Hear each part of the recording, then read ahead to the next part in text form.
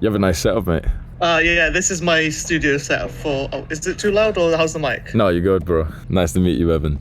What's your self-improvement going like so far? I don't really know, to be honest, because like there's two sort of versions of it, I find. There's what I think, how I think it's going like, and then there's what everyone else thinks it's like, because everyone else always bigs me up because I'm doing something, you know, I make music, and as when you give a shout out the last stream, I got about like 50 more listeners from it, which I really appreciate, and people, you know, even message saying, oh, I come from Hamza and all that, and it's just mad. I think it's going pretty well now. I've lined up some collaborations in the future with singers too, and actually, I'm not sure if you know the DJ Martin Garrix, like one of his singers, I'm not sure if I'm supposed to say about it yet, but one of his singers basically That's is massive. featuring on one of my songs. Well done. RIP bank account though, unfortunately.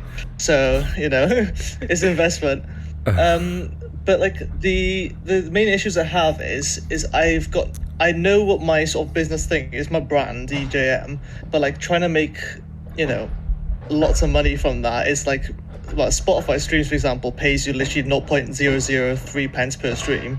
And unless you're in the millions, you're not really going to get there so far. And I was just wondering, like, if I'm searching merchandise, something else like that, how else can I sort of like help others? Because you say like a lot in your videos, like if you can give something to someone else, they will pay you for it, like online courses. And I'm like, I don't really feel like I'm at the point yet where I can educate others. Oh, this is how to get like, you know, 1 million streams.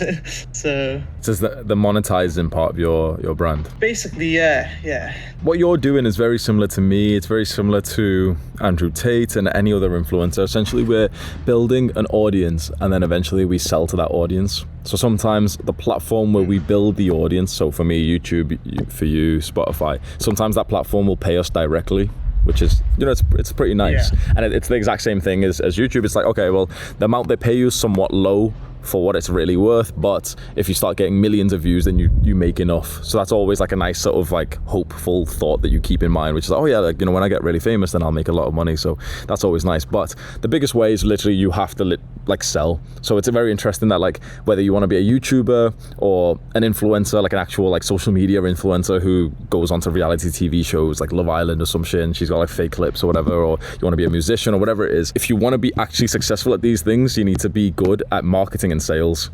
So in the end, it all comes down to sales anyway, no matter what your main thing is. So this is where it gets tricky, because, you know, for you to be the best musician possible, it'd be better if you focused on that full time. But then if you need to make income right now, then you need to start learning sales. So what I would say is, before we even get into this conversation, is it worth distracting yourself away from your major skill to start monetizing more right now? So are you saying like, is it worth sort of like coming up with another, or like I say a side hustle or another business idea to fund my future, obviously, music career? Is that what you're saying? That's it. See, now I have, and this is something in life that I do a lot, is I get really, really motivated and excited. I'm sure other people do, but like me especially, I get really excited about like new ideas. And then like I even started like on this channel I got now, I started making videos like you, because I do sort of, I feel like I share the same mindset, not obviously at the same stage, but I have a habit of starting loads of cool ideas and then like they just sort of like get stuck there, and I usually invest a bit into it. And it's the thing is like there's loads of different things, like for example you can sell say like your own beats, or you know you can sell different plugins or like little effects and all that, but like it's hard because like, especially the music, and this actually no, I was making an excuse then, I said like, oh, the music industry is really competitive, and I just realized that's just like what I'm telling myself, that's limiting, that's mad. But yeah, it's like I don't want to be that like music tech tutorial guy, so like I'm not really sure. I mean, I've always done music, I've never not done music, so you know. The position you're in really reminds me of where I was about a year and a half ago, where I was maybe 1,000 subscribers on YouTube and, you know, somewhat like gaining some level of traction like you are, because I remember I played your music on Spotify on the previous stream, didn't I? You had like 1,000 viewers or something. Yeah, so I saw that. you're welcome, mate. So you've got like traction the same way that I did. But then I started thinking like, oh, you know, well, I want to make more money right now. So what's the ways that I can make money? And I started researching that, and then I started coaching people. So what I'm doing right now, but I started doing it like people would buy packages for a few £100, would hop on once a week or something. I'd text message them and stuff. So I started doing that and making money. And you know, you feel like a success. So if you suddenly did something now that you made £500 or £1,000, you'd feel, oh wow, awesome, I'm making money. But now when I look back to it, what I would actually tell that younger Hamza is like, no, don't even do that. Like literally, you live in your parents' house. You don't actually necessarily need that money right now. You're seeing that money as success, but actually the real success for you is simply just growing your channel. Put 100% of your intention into growing your channel and becoming better on YouTube. So it took me for like months, honestly, for about 6 months, I was selling coaching packages. I was doing coaching full time. I'd wake up and I'd have like 8 calls, like 8 1-hour calls. Then eventually I stopped doing paid coaching and I just started coaching people for free. So I was taking about 20-minute calls, about 20-30 calls a day, hearing people's like problems and trying to help them, literally just doing it for free because I thought like, oh wow, it's like, it felt successful up until I just had an epiphany. I was like, I'm a YouTuber. Why am I doing coaching so much? Like I felt that there wasn't that much more that I could do on YouTube up until I had this idea of like, fuck, my competition are dominating me right now. I'm spending 4 hours a day at least coaching people. The competition of mine who are working on YouTube and they're sat there reading a book on like how to tell a better story, like some random skill that like would help them, but I've not been thinking about because I've been focused on a whole extra business. They're gonna dominate me. So then I switched. I completely stopped all coaching, stopped everything, stopped looking at emails. I check my emails maybe once every month or less than that now. Stopped everything apart from literally just focus on YouTube, on content, on being better on camera. And that's how I started blowing up after that. And I'd say the exact same thing for you. If you absolutely need money right now, it's like you full on, like you have no income, you need like a few £100s a month or something to survive, to pay for food and stuff, then okay, make that much money. But chances are you don't even need as much as you think you do. It's just that we view money in terms of success. So if you started making money right now, and if I told you, oh yeah, you can make this product and you'd start making money and you'd feel like, oh wow, okay, that's awesome, I'm gonna make this product and stuff. You'd feel like a success because you're making money, but without realizing that, okay, now 3 hours a day is not actually going into advancing yourself as a musician. And so your competition who is putting in that 3 hours into like advancing like his skill on the instruments or whatever, he's gonna dominate you. Wow.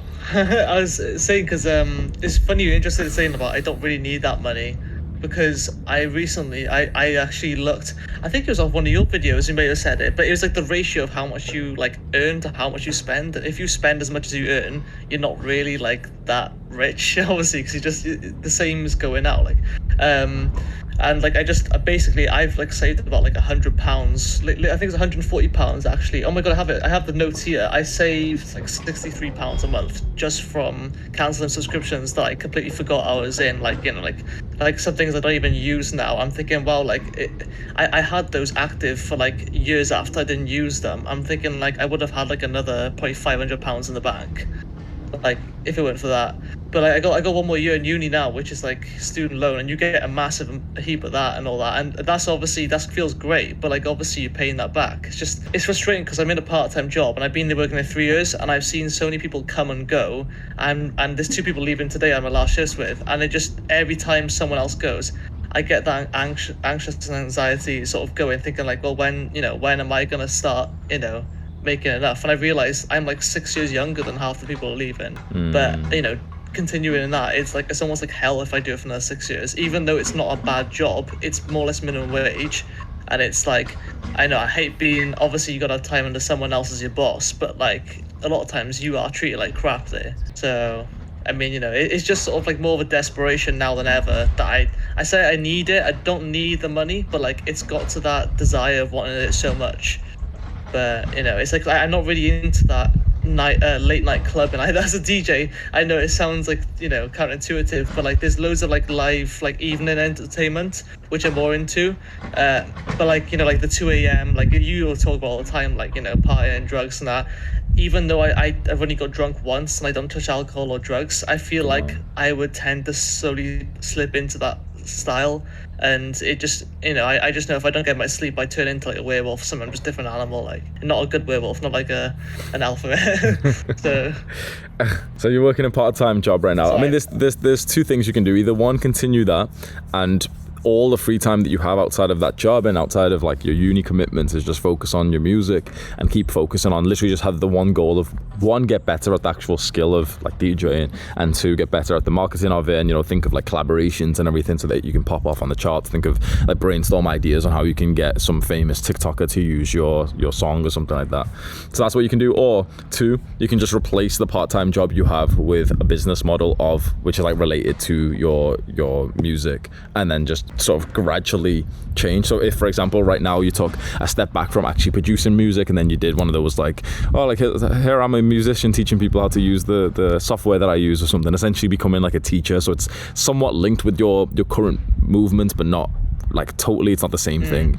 And then you could just do that to switch over from the part-time job to then doing that thing for money. But then it really depends. Is that so much better? Like, fair enough, you're working for yourself and everything, but it's still more of a depressed. Yes. Huh? Sorry, I was gonna say, I said short term, yes, because I used to like, you on Fiverr yourself, and like, I did that for a while. I offered like mixing and mastering services, just basically polishing people's music to make it sound professional. Because as you said yourself, like I can achieve that quality, but like I was getting paid to do that, but like that was like a full-time thing, and I'm thinking, well, what happens when I get bored of that? Because I have before, and I've never really only once have I got bored of making music, like songs, because I just constantly in lockdown doing it. But again, it's like that thing of like, is the short-term reward of it good enough? Because as soon as I get really bored of that, well, I have to go back to my the job. But unless obviously it pops off. The thing is, if I'm involved so much music in like just selling, just earning money from it, then I'm not actually getting time to enjoy making it without feeling like it's for someone else. Yeah. So Yeah, I'm trying to chuck a lot at you, but it feels nice to be able to make money from like your main sort of business and passion and everything, and 100% you want that, but you don't want to do it through a model which isn't good but just lets you make money today. So that's essentially, it's like the concept of cashing out right now, and it's pretty much never a good idea to cash out right now. What's going to happen is, let's say a year from now or 2 years from now, the only thing that's really going to matter is just that number of like on your Spotify. It's just how many monthly viewers you're getting. That's literally the only thing that's going to matter. When you look back and think, oh, well, I made that £100 doing that Fiverr gig, it's like that money's invisible. Oh, but I worked no one gives a shit. It's like, it doesn't even matter. All of these little things you're doing, it's just what's your monthly listeners like on Spotify a year from now. For me, it was like, what's your subscriber count or what's your view count? And all the extra money that you made, it just kind of like disappears over the year. And all that's left is like, have you built an audience of people who actually like you and who are waiting for your next release? So that's personally, it's what I did. And I lived like extremely frugally. I was spending like £100 and something a month. I was giving £100 to my parents, and I was spending like £100 and something on myself.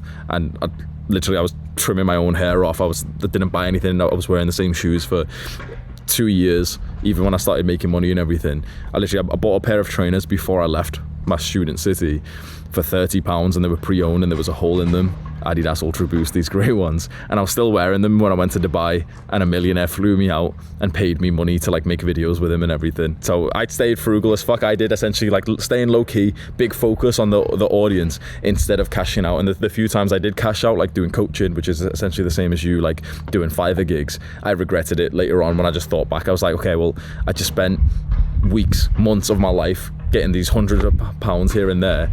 Where's the money now? Like, what difference does it make? It was never money that we actually really gave a shit about. It was just really excelling and mastering our craft, and also being recognized for that. You making £500 right now, it might seem like that's productive, but it's like future Evan's not going to think, but oh wow, £500, I'm so glad he made that, and then spent it on like, just lifestyle inflation. Like you ended up buying a bit more in the grocery shop or something. Oh wow, I'm so glad he did that. It's like a one chain. Do you know what I mean? All he's caring about is how many monthly listeners have you got him to a year from now. That's like what I would be focusing on, and then base all of your decisions around that, whether you're going to work part-time, whether you're going to start any kind of like money making through your own business, everything else, everything's based on that big long goal. Get to, 10,000 monthly visitors, 100,000 1 year from now. We'll leave it there, Evan. I hope that helps you, man, because I was in the same position as you as well about a year and a half ago. Oh, thanks so much for helping, man. Like, yeah, it's going to be a lot. I think just really just doubling down on what I already doing now, really, because I notice sometimes I can just like easily push it off, but yeah. All right. Well, thanks very much anyway. You're welcome, it's been great on the call with you, man. You're welcome, bro. Is there anything you want to say to the boys before we end off? Yeah, well, my main catchphrase for like my YouTube channel I started doing is remember why you do this, because I wrote that down in a book once when I was journaling, and that actually got me to start making music again when I really couldn't. So just remember why you're doing this, because as long as you have that in your mind, you keep your promise yourself. I love that. Thank you for saying that, man. No worries, man. Take care, Evan. All right, boys. That was nice, that. It's always nice having conversations about like entrepreneurship and building your own sort of movement and business and everything. I've been into entrepreneurship now for a few years. What is it now? Just over 2 years, maybe about 3 years. And fuck me, man. I've made so many mistakes. I've had so many failures, but it's such a beautiful journey. I think it's like a rite of passage for men to like do their own thing. Either that or at the very least choose like a high level career. But like I often get disrespect. I often get like people who kind of criticize me and say like, oh, well, you know, Hamza, not everyone could become an entrepreneur and stuff. And it's like, yeah, fair enough. Not everyone has the desire to and stuff, but every single man should have the desire to be successful. It's extremely important. And I think the best way to become successful in this modern day is through entrepreneurship personally. But obviously I'm biased because I've experienced that myself. It's the only success that I know of anyway, so. Hamza, what does semen smell like? Ask your mother, bro.